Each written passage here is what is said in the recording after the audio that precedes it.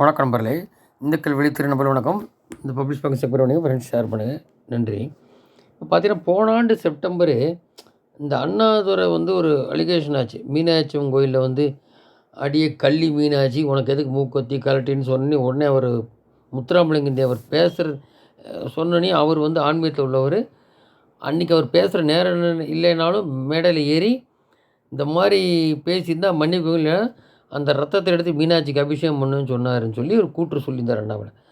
அதுக்கு சேலத்தை சேர்ந்த பியூஷ் மேலே யாரோ அதை வழக்கை போட்டு அந்த வழக்கு இன்றைக்கி ஆளுநர் ஒப்புதல் கொடுத்துருக்காரு தமிழக அரசு. அதை ஆளுநர்கிட்ட ஒப்புதல் வாங்கி தான் பண்ணுமான்னு தெரில. சரி, இந்த இந்த இஷ்யூ நடக்கும் கோர்ட்டில். ஆச்சா, இதுக்கு பழைய தரவுகள்லாம் இல்லைங்கிறான், தரவுகள் எடுக்கணும், அது பார்த்துக்கலாம். அந்த மாதிரி என்ன இதை மாதிரி பண்ணுறது, பத்திரிகை பண்ணுறது, இதுதான் பண்ணுற மக்களுக்கு ஒன்றையும் காணும்.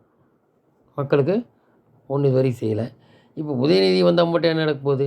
அது தான் இன்றைக்கி தமிழிசை கூட சொல்லியிருக்காங்க. இந்த கஞ்சா வச்சேன்னு சவுக்கு சங்கர் பிடிக்கல, கஞ்சா இது கடத்தின ஆள் கட்சியிலே இருந்திருக்கானே, உங்களெல்லாம் என்ன பண்ணுறதுன்னு கேட்குறேன். சாதிக்கலாம்னு சாதிக்க வச்சு வேலை காட்டியிருக்கீங்க. அப்புறம் சாதிக்கு ஏதாவது தானே இந்த இது கடத்தினோம், மித்து கடத்தினோம். அப்போது இப்படி இந்த பக்கம் எல்லாம் இருக்குது. கோயம்புத்தூர் பிளாஸ்ட்டு சிலிண்டர் பிளாஸ்ட்டுங்கிறது இல்லாத காவலைத்தனெல்லாம் பண்ணுறது உட்காந்துட்டு எவனா வேறு அத்தனையாக பிடிக்கிறது. இதுக்கு ஒரு அரசாங்கம் சாபக்கேடு.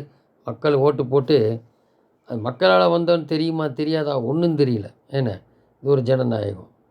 என்ன இப்படி இது குறித்து அண்ணாமலையும் ட்விட்டர் பண்ணிட்டாரு. நீங்கள் மேலே ஃபைல் பண்ணுறதை ஒன்றும் நிறுத்த வேண்டாம், எத்தனை கேஸுனா போட்டுக்கோ. தேவர் தினவா சொன்னது 1956 மக்கள் மைண்ட்லேருந்து இல்லை, அப்படி மறுபடியும் ஞாபகப்படுத்துகிற மாதிரி ஆகும்.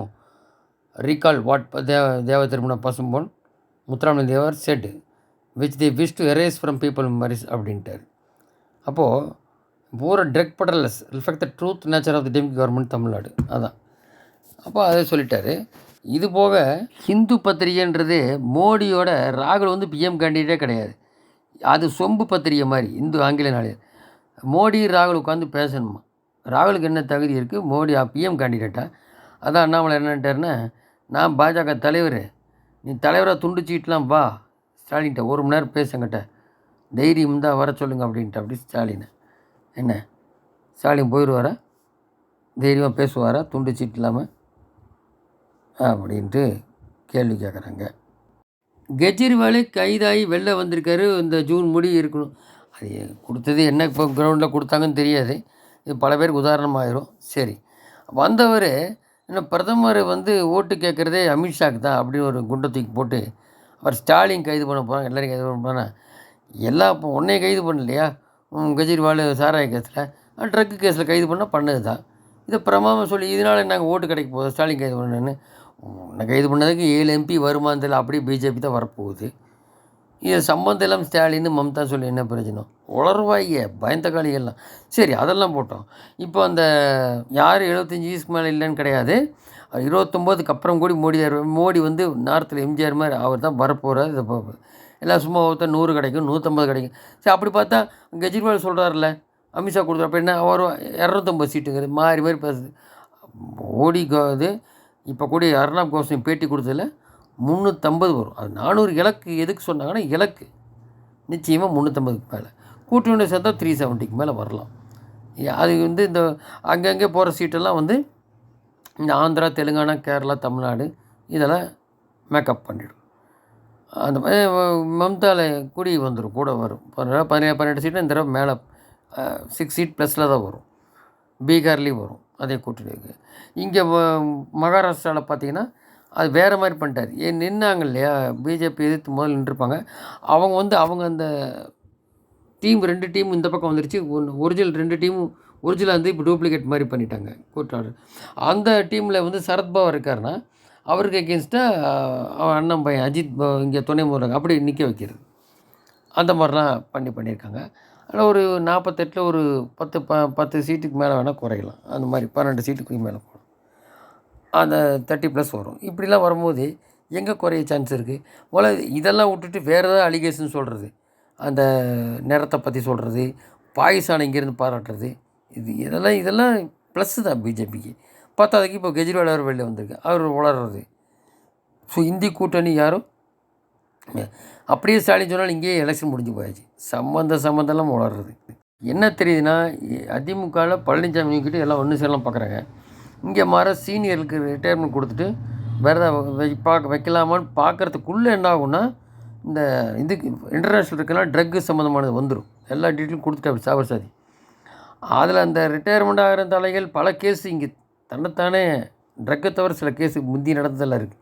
நை பெரியசாமி உட்பட கோப்பட்டியில், அப்புறம் நேரு, இந்த மாதிரி பெரிய தலைகள் வந்து ஒதுங்கிக்கலாம் அப்படின்னு வரும்போது அவங்க ஒதுங்கினாலும் இருக்க முடியும். இந்த மாதிரிலாம் சில கேசஸில் போக வேண்டியிருக்கும்.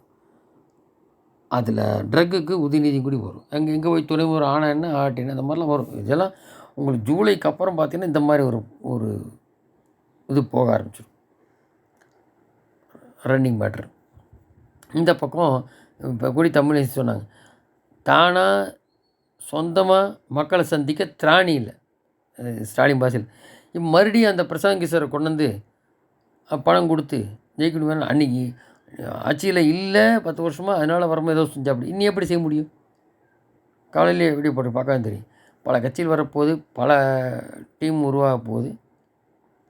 அதுதான் பார்ப்போம். மக்கள் வெறுத்து போயிட்டான். அப்போது நீ பிரசாந்த் கிஷோர் அதுக்கு மேலே யாரை கொண்டு வந்தாலும் அவ்வளோதான் இருக்க போகுதுன்னு தெரியுது. இன்னொரு விஷயம், இப்போ இந்தியா முழுக்க அண்ணாமலை போக ஆரம்பிக்கிறார். அது என்ன பண்ண போகிற மோடினா, வேறு ஏதோ பொறுப்பு அநேகமாக அகில இந்திய பொதுச்செயலாளர் கொடுப்பாரான்னு தெரியல. வேறு ஏதாவது ஆல் இண்டியா லெவலில் அப்படியே எல்லா பக்கமும் போகிற மாதிரியும் ப்ளஸ் தமிழகத்துக்கும் இருக்க மாதிரி ஒரு ஆல் இண்டியா பிம்பமாக கட்டமைக்கப்பட போகிறாங்க அண்ணாமலையை. ஸோ இவர் என்ன கேஸ் போட்டால் பார்த்துப்பார். எதுவுமே தரவுகள் இல்லாமல் பேச மாட்டேன்னு தான் சொல்லியிருக்கிறேன் அண்ணாமலை. எதுவும் கிடைக்கல போட்டு வைப்போம் அப்படின்ட்டு.